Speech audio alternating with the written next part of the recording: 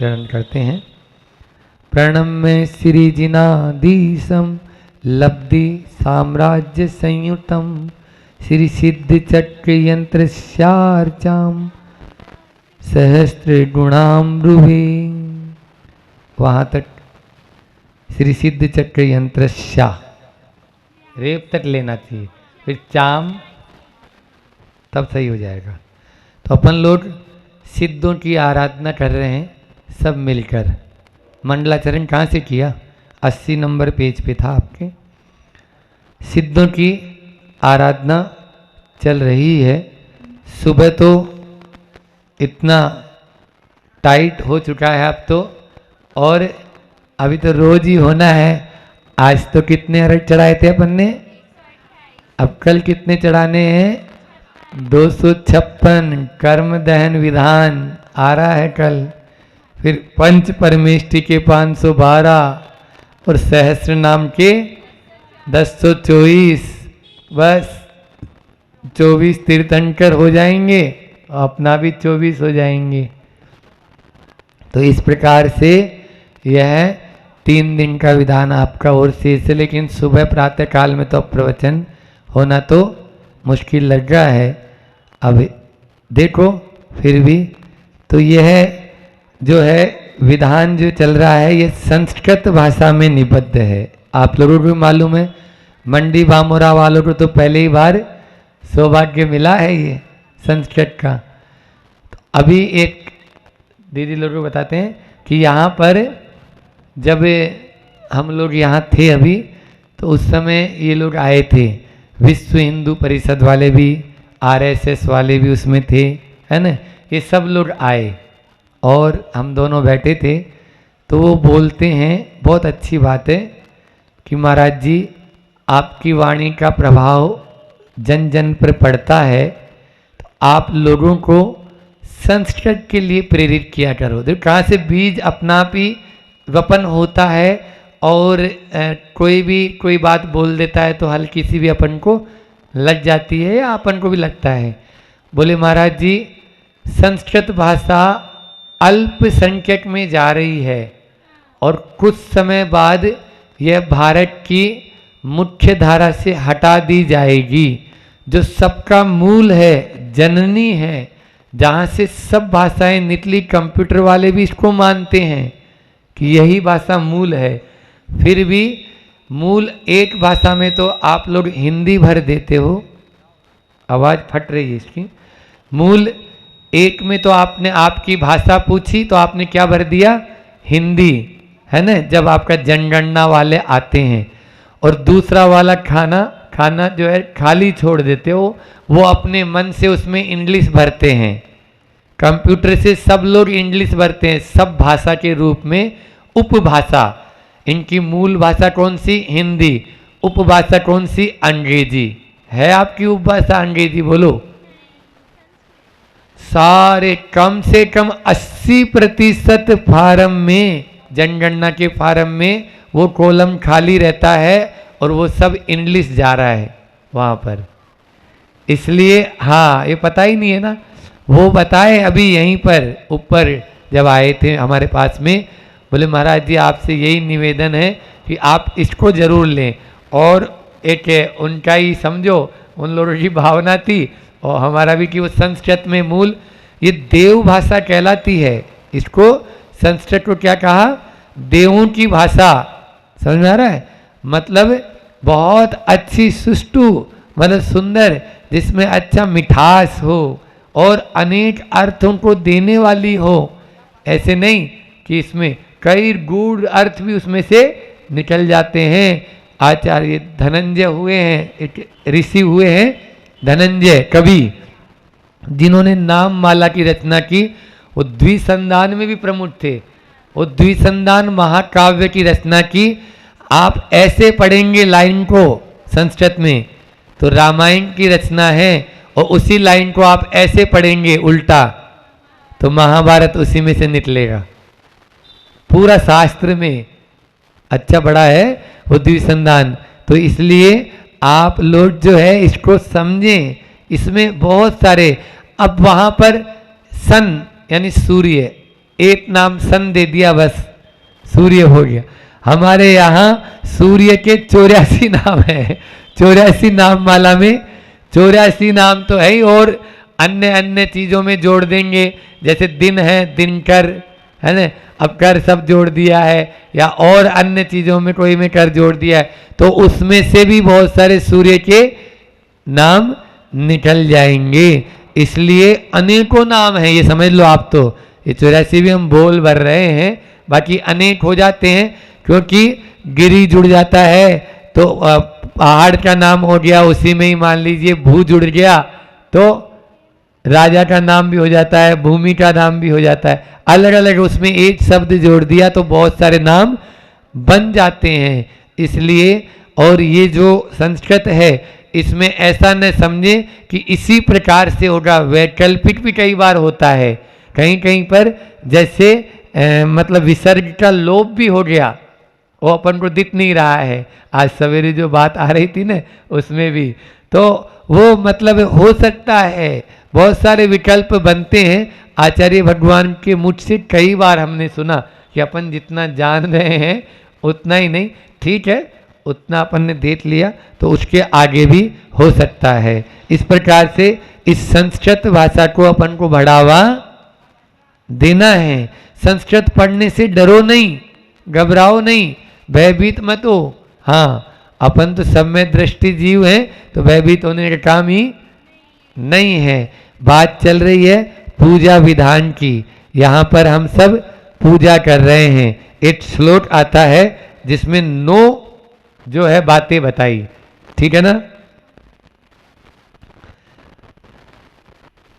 आराध्याम जिनेन्द्र गुरु सच विनती, धार्मिके प्रीतिरुचिर पात्रे सुचदानम, आपद जन्य नीत व्रते तच्च कारुण्य बुद्ध्या, तत्वाभ्यास स्वकीय व्रत रति, रमलम दर्शन यत्र पूज्यम तत्र गृहस्थानां बुधानां, मितरति पुनर्दुख दुख दो मोह पासो। पास है, इसमें नहीं है। मोह के पास से छूटना चाहते हो तो इन गृहस्थ, आप लोग सद गृहस्थ हैं, जब सद गृहस्थ हैं तो आपको उस गृहस्थ धर्म का पालन भी करना चाहिए। तो यहाँ पर ये 9 बातें बताई है।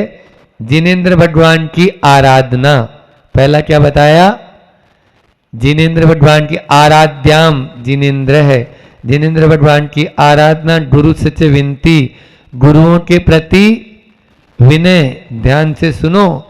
फिर उसके बाद में धार्मिक प्रीति रुचयी, धर्मात्मा से प्रीति, धर्मात्मा के प्रति प्रीति भाव, प्रेम भाव होना चाहिए, नाक मुंह वो नहीं सिकोड़ना चाहिए। धर्मात्मा को देख लिया, अरे अभी ये कहाँ से आ गए, इनको तो 16 है, अब कहाँ से करेंगे, तो गड़बड़ हो गया। फिर पात्रे सुच दानम, सत्पात्र को दान देना चाहिए।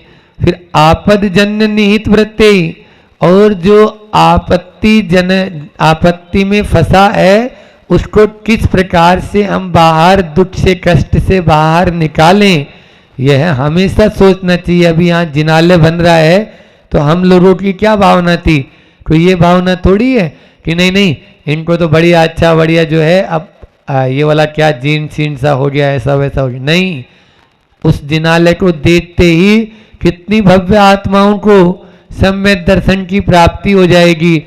जो मंदिर भी नहीं आते वो मंदिर आना शुरू कर देंगे।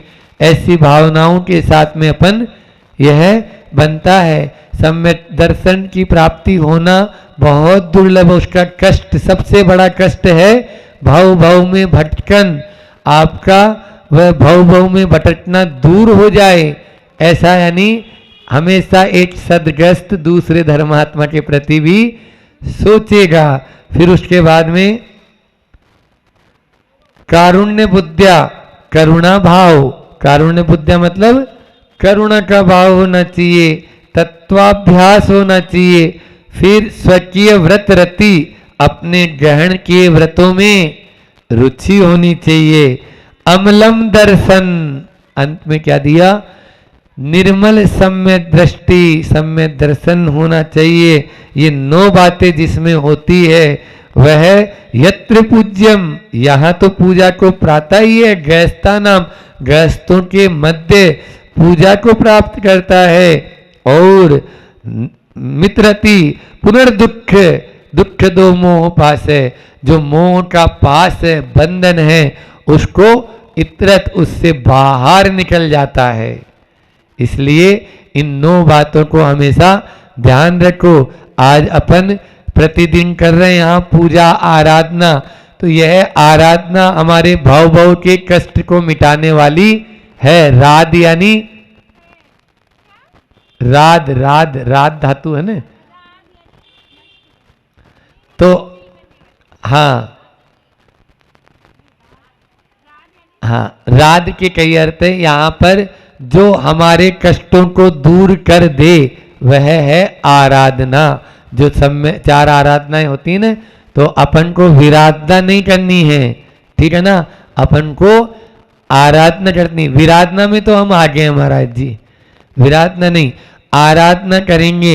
आराधना क्या है, आराधना कैसे करना चाहिए, आराधना क्यों करना चाहिए, और आराधना किसकी करना चाहिए, इन 4 बिंदुओं पर अपन थोड़ी सी चर्चा कर लेंगे, है ना। आराधना क्या है, आराधना है जो गुणेषु प्रीतिर आराधना। पूजा, पूजा का मतलब एक गुणानुवाद करते हैं ना प्रभु का, तो यहाँ पर जो गुणों में जो हमसे ज्यादा है उनके प्रति प्रेम भाव होता है, उनके प्रति जो विनय भाव होता है वो कहलाती है आराधना, ठीक है ना। अब जिससे ज्यादा जो गुणों में है तो उससे बतलाने का मन होता है ना। जैसे मान लीजिए जिससे प्रीति होती है उसके पास बैठने से अच्छा लगता है। अभी बहन बेटी आ जाए अपने घर पे तो अपन कितनी देर बैठ जाते हैं उसके साथ, घंटों घंटों बैठे रहते हैं। तो प्रभु से प्रीति है तो उसके साथ बैठना चाहिए ना। कितनी देर बैठते हो प्रभु के पास में, जिसके साथ में प्रेम होता है उसके। कुछ लोग बोले, एक बार ऐसा है कि नए आजकल पढ़े लिखे लोग होते हैं तो वो लोग बोलते हैं महाराज जी मंदिर जाने से क्या होता है ना। अब भगवान तो हमारे दिल में है, हम बोलते दिल में तो तुम्हारी गर्लफ्रेंड भी है, फिर उसके लिए तुम पार्क में मिलने क्यों जाते हो, बोलो। वो तो करते हैं। तो इसलिए गुणेषु प्रीति, प्रीति का भाव जिसके प्रति होता है, बार बार उसको देखने का भाव होता है, बार बार उससे बात करने की इच्छा होती है। तो प्रभु से यदि आपकी गुण, उनके गुणों में प्रीति है, प्रभु से आपकी यदि नाता है, रिश्ता है, तो बार बार उनको भी देखने का भाव होता है। ऐसा नहीं होता नहीं है, लेकिन महाराज जी वो क्या होता है, ये मोह है ना, ये बड़ा झंझट वाला है। तो अब चाहते तो हैं मंदिर में ही बैठे रहें दिन भर, लेकिन फिर घर गृहस्थी कौन संभालेगा, उसको भी जाके देखना तो पड़ता है। लेकिन मंदिर से आपको जाना पड़े, ठीक है ना, जाए नहीं, और मंदिर में आए, आना न पड़े, आना न पड़े। अरे अब चलो महाराज जी ने बोला है तो अब चलना ही है और 3 दिन बचे हैं, ऐसे नहीं, दिन नहीं गिनो, ठीक है। फिर आराधना क्यों, आराधना क्यों करते हैं, अपने स्वरूप की प्राप्ति के लिए हम प्रभु की आराधना करते हैं। अपने स्वरूप की प्राप्ति के लिए प्रभु की आराधना करते हैं। लेकिन हम क्या है कि इधर उधर की बातों में ज्यादा ध्यान देते हैं, या प्रभु का भी सही स्वरूप नहीं जान पाए हैं। प्रभु का भी सही स्वरूप, ऐसा हुआ एक बार कि एक व्यक्ति था, वो गणेश जी की पूजा करता था, ठीक है ना। अब वो गणेश जी को लड्डू चढ़ाया, एक चूहा आया और लड्डू ले गया। बोले गणेश जी से ज्यादा पावरफुल तो ये, अपन को क्यों ना इसकी आराधना करें। वो उसकी आराधना शुरू कर दी। अब वो चूहा एक दिन उस चूहे को बिल्ली ने पकड़ लिया। बोले देखो चूहे से भी ज्यादा पावरफुल कौन है, बिल्ली, जो वो भाग रहा है ना। अपने आप भगाना ही मानो, उसको पकड़ना नहीं मानो। क्योंकि ये भी तो वो बाहर जा, तो वो बिल्ली की आराधना करने लगा। एक दिन वो बिल्ली दूध पी रही थी चौके में, अब पत्नी आई और लठ की मारने लगी। अरे बोले इस बिल्ली से ज्यादा पावरफुल कौन है? पत्नी है, वो पत्नी की आराधना करने लगा। अब क्या था, एक दिन चलती रही, जब तक अच्छी चली तब तक तो ठीक। अब आ गया गुस्सा एक दिन, तो बस धर दिया। अब वो उसको ध्यान में रहा नहीं, अरे यही तो देखो, इससे ज्यादा पावरफुल तो अप्पा सो परमप्पा। हमारे यहाँ तो पहले ही बोल दिया था, कहाँ से घूम फिर के आप लोग वहां तक पहुंचे हो, है ना। इसलिए कौन महान है? बोलो पावरफुल। हमारी आत्मा ही सबसे बड़ी पावरफुल है, उसी में ही परमात्मा बनने की शक्ति है। प्रभु की आराधना भी हम इसीलिए कर रहे हैं कि जैसे वो हैं वैसे ही हमारे भीतर, उनमें और हमारे अंदर में एक मतलब अंश का भी, एक रंच मात्र का भी फर्क नहीं है। बस उनके गुण प्रकट हो चुके हैं और हम अभी सोए हुए हैं। अभी नींद, मोह नींद से उठ रे चेतन, तुझे जगावन को। समझ में आ रही है? पढ़ तो लेते हैं तो ये वाला इस प्रकार से। लेकिन सही स्वरूप को जब तक नहीं जानेंगे ना, तब तक कुछ भी नहीं। कई बार तो और अस्सी क्या, देखो कैसे पात्र बन जाता है कि कुछ जानते वानते हैं ही नहीं। अब बस केवल क्यों सब आ रहे हैं सो हम भी आ रहे हैं। कैसे? अब एक बार एक हाथी जो है बितने में आया, एक गांव में एक हाथी बितने आया। अब वो हाथी बितने आया तो एक मतलब व्यक्ति आया और वो हाथी को आगे से देखे, पीछे से देखे, ऐसे देखे, ऊपर से देखे। 500 का नोट उसने निकाला। वो महावत ने सोचा ये अभी बना बनाया सौदा बिगाड़ देगा। 500 का नोट निकाला और बोले जा अपना काम कर। वो अपने घर 500 रख के आया और फिर ऊपर से देखे, नीचे से देखे, पीछे से देखे। अब के उसने 1000 का नोट दिया, भैया अब जा तुम, अब जा, अब नहीं आना, परेशान कर रहा है इतनी देर। अब वो फिर वापस 1000 रुपये रख के आ गया। उसको तो लोभ आ ही रहा था। आया वो फिर चारों तरफ से देखने लगा। अब के उसको गुस्सा आ गया, अब के उसको गुस्सा आ गया उस महावत को। बोले तुमने मेरे हाथी में ऐसा क्या देख लिया जो तुम कभी आगे से देख रहा, कभी पीछे से देख रहा, कभी ऊंचे से देख रहा। बोले साहब मैं तो ये देख रहा हूं उसका मुंह किधर है। उसने हाथी पहले बार देखा था। हमारी स्थिति तो ऐसी नहीं बन रही है। हम प्रभु के मंदिर में आ रहे हैं तो उस व्यक्ति की तरह तो नहीं आ रहे हैं जो इधर से देख रहे हैं, उधर से देख रहे हैं और सही स्वरूप ही मालूम नहीं है कि हाथी का स्वरूप क्या है। जब तक सही स्वरूप नहीं मालूम होगा तब तक हम अपने भीतर के उस छिपे हुए स्वरूप को कैसे प्रकट कर पाएंगे। आज हम जो है मंदिर तो आते हैं लेकिन बहुत सारी चीजें ऐसी होती है जिनके माध्यम से जान या अनजान में बहुत सारी जो हमारे सम्यक दर्शन को भी निर्मल नहीं रहने देती है, उसमें भी दोष लगा देती है। इसलिए मैंने दीक्षा क्यों ली? उद्देश्य है ना, ऐसे थोड़ी कि बाबा जी बन गए, मूड मुड़ाए 3 गुण, सिर की मटकी खाज और खाने को लड्डू मिले और लोग कहे आओ महाराज आओ महाराज, तो इसलिए थोड़ी बन गए। नहीं ठंडी वंडी तो ठीक है ठंड तो, लेकिन फिर भी मूल क्या है? मूल को यदि हम भूल जाएंगे ना तो चूल भी नहीं रहेगा हमारे पास में। तो चूल का मतलब जानते हो ना, जिसपे हम रोटी सेक के कुछ अपनी पेट की मतलब जो है अग्नि को शांत कर ले, तो वो ये संसार का दाह तो बहुत दूर की बात है, अभी पहले पेट का दाह तो शांत कर लें। तो इसलिए अपने इस चीज को अपन को ध्यान रखना चाहिए। आराधना अपन को क्यों कर रहे हैं ये बहुत मुख्य है। अपन जो इतना बड़ा अनुष्ठान कर रहे हैं, कोई भी आयोजन होता है, उसका प्रयोजन क्या है? जब कभी भी अपने ऊपर आपत्ति आती है, जब कभी भी कोई ट्रेजेडी घटती है, कोई घटना घटती है, हम सब ताक में रख देते हैं, ताक में रख देते हैं। उस समय गाफिल हो जाते हैं। उस समय हम ये नहीं बोल रहे हैं हम कोई बिल्कुल अलग से हैं छटे हुए, उस समय उन चीज़ों को भूल जाते हैं। तो इसलिए ये सब कसायों को उपशमित करने के लिए, बार बार उनको समन करने के लिए हम प्रभु की आराधना करते हैं। इसलिए प्रभु की आराधना कर रहे हैं अपने अहम को गलाने के लिए, प्रभु की आराधना कर रहे हैं अपने अज्ञान को मिटाने के लिए, प्रभु की आराधना कर रहे हैं अपने हृदय को पवित्र बनाने के लिए, और प्रभु की आराधना कर रहे हैं हम अपने भ्रम को निवारण, भ्रम को मिटाने के लिए। इसलिए इन बातों का अपन जब ध्यान रखेंगे तब ही अपन आगे बढ़ पाएंगे। इसलिए और आराधना कैसे करना चाहिए, अभी अभी अपन लोग ऊपर भक्ति पढ़ के आ रहे थे, है ना, उसमें आया था एक इरियापत भक्ति में,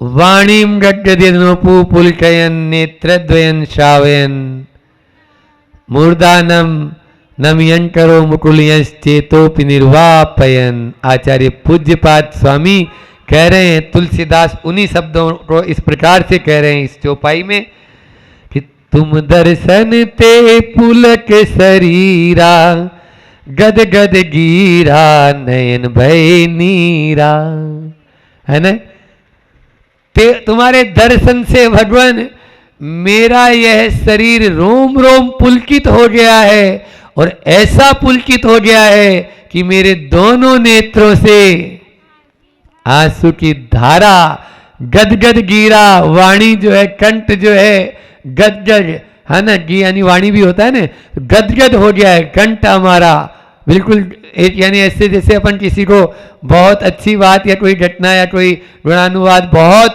उत्साह से करना चाहें तो शब्द भी उस समय बोने से लगने लगते हैं कि अब कैसे इनका गुणानुवाद करूं मैं, ऐसा। और पुलट शरीरा नयन भय नीरा, अश्रुओं की धार बहने लगे, तब हम अपने आप को भी भूल जाएं, तब जो है होता है। आपने देखा होगा जब मैं भक्ति पढ़ता हूं तो थोड़ा थोड़ा ऐसे हिलता हूं, ऐसे हिलता हूं ना, उसका भी एक संस्मरण है। और उस संस्मरण में तो फिर आचार्य श्री के बहुत सारे संस्मरण चलते जाएंगे, लेकिन ये वाला सुना देते हैं, है ना। दीदी बोल रही है, हम लोग रेवती रेंज में थे, और रेवती रेंज में उस समय हम लोग सभी महाराज थे, पूरे थे, सब पूरे 32, तो 32 महाराज जी थे।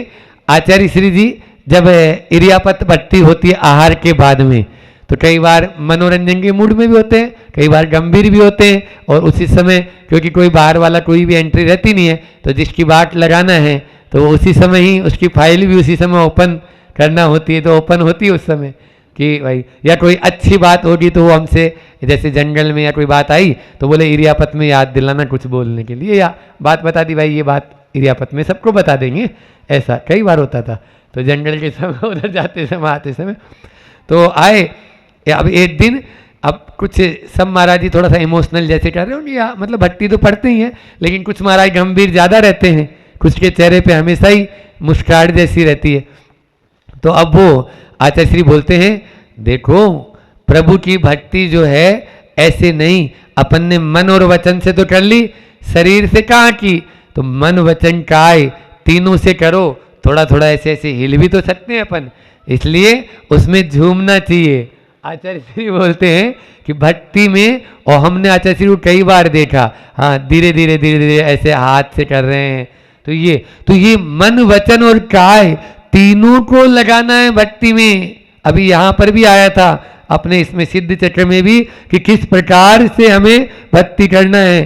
त्रियोग, मन वचन और काय, तीनों योगों के माध्यम से ही हम करेंगे, नहीं तो आपके 33 नंबर का तो पेपर ही हल नहीं है आपका, सीधा सीधा बोल रहे हैं।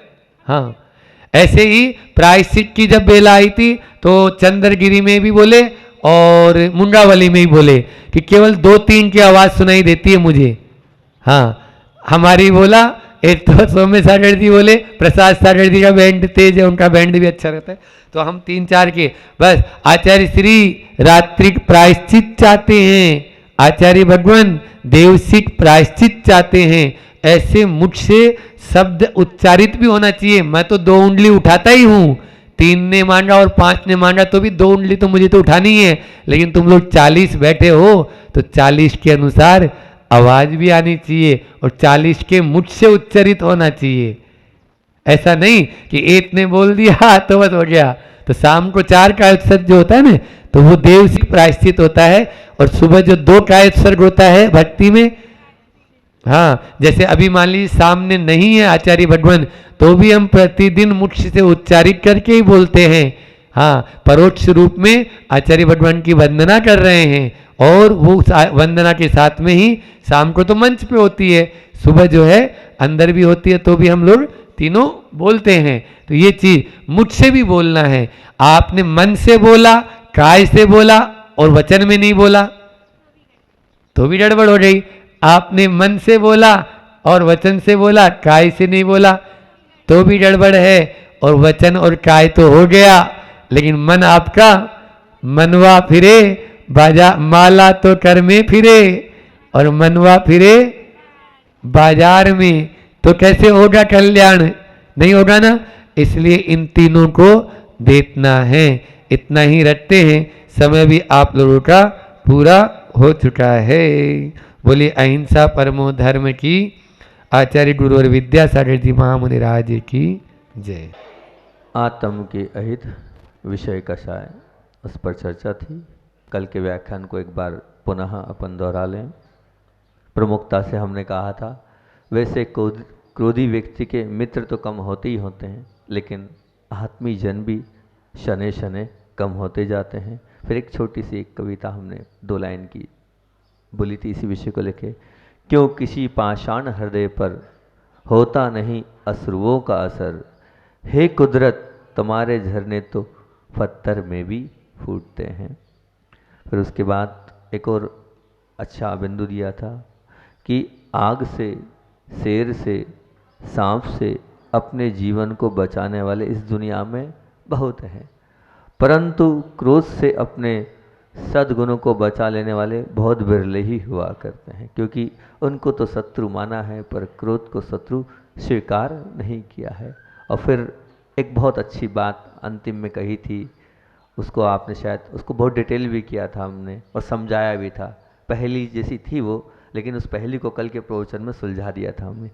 तुम्हें यदि अपना आसन कहीं जमाना पड़े तो जमा लेना, किंतु शासन जमाने का पागलपन मत करना।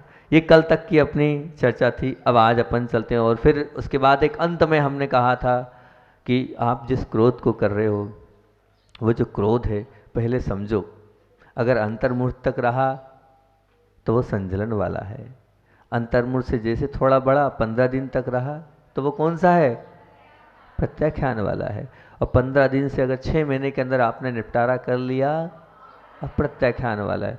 और 6 महीने में भी अगर आप निपटारा नहीं कर पाए, अनंतानुबंधी वाला है। अनंत संसार का कारण है, नरक का कारण है। अगर आप कल के प्रवचन के बाद भी अगर आपने अपना निपटारा कर लिया तो बहुत अच्छी बात है। और अगर आपने अपना निपटारा नहीं किया, चाहे वो परिवार वालों से है, चाहे वो मित्र वर्ग से है, चाहे वो समाज वर्ग से, किसी से भी है, अगर आपने अपना समझौता कर लिया तो बहुत अच्छी बात है। और अगर समझौता नहीं करा, गुरु देव शास्त्र गुरु समझा रहे हैं, बता रहे हैं, उसके बाद भी आप निपटारा नहीं कर रहे हैं, तो आप मान के चलना आपका टिकट पक्का हो चुका है। कहाँ का पक्का हो चुका है आप समझ जाएं, कहाँ जाना है आपको आप समझ जाएं। इसलिए निपटारा कर लें।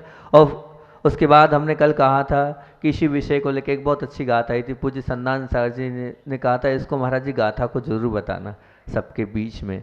तो जीव कांड की वो गाथा पहले बताता हूँ, फिर अपनी बात को प्रारंभ करूँगा। सिल पूर्वी भेद धूली जलराई समासनो हवे को हो, नारे तेरे नरा मर गई शु पायो कमसो।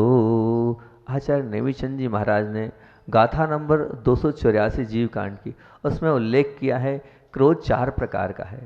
अनंतानुबंधी क्रोध, अप्रत्याख्यान क्रोध, प्रत्याख्यान क्रोध और संजलन क्रोध। चारों को उन्होंने बताया कि आगे चारों का क्या समायोजन होता है। तो उन्होंने चारों को बताया। पत्थर की रेखा के समान अनंतानुबंधी क्रोध होता है। यहाँ बोला उन्होंने सिल मतलब पत्थर, पत्थर की रेखा के समान अनंतानुबंधी क्रोध होता है। जैसे पत्थर पर रेखा खींच दी तो वो रेखा क्या होती है? सामान्य रूप से नहीं मिटती है, बहुत मुश्किल से मिटती है। बहुत समय लगता है पत्थर की रेखा को आपको मिटाने के लिए। हो सकता है वो अनंत काल तक वैसी, सैकड़ों समय तक वैसी ही बनी रहे। अगर आपका तीव्र क्रोध है और वह आत्मा पे लगा हुआ है तो उसका प्रभाव भी अनंत काल तक रहेगा। पत्थर की लकीर के जैसे अनंताबंदी क्रोध होता है। फिर उन्होंने कहा है पुड़वी, पुड़वी मतलब पृथ्वी पर रेखा खींची। तो पृथ्वी पर रेखा खींची तो थोड़ा बहुत पानी गिरा, कुछ मौसम बदला, यहाँ वहाँ का परिवर्तन हो गया, कुछ समय के बाद ही वो चले जाता है। तो ये ऐसा कौन सा वाला है? वो 6 महीने वाला हैगा। 6 महीने वाला कौन सा कहलाएगा? अप्रत्याख्यान का। तो 6 महीने के अंदर आपने निपटा लिया तो पृथ्वी पे जैसे वो जो लकीर खींची है वो मिट जाती है, तो उसी प्रकार से वो कहलाएगा। और फिर उसके बाद बोला है उन्होंने कौन सा? पृथ्वी के बाद बोला है धूली। धूली मतलब रेत होती है ना अपनी, रेत पे आपने ऐसी लकीर खींची और वो कुछ हवा आई तो वो हवा से मतलब बालू रेत ले सकते हैं या अपन रेगिस्तान की रेत ले सकते हैं। रेगिस्तान की रेत में अपने लाइन खींची और लाइन खींचने के बाद क्या होगा?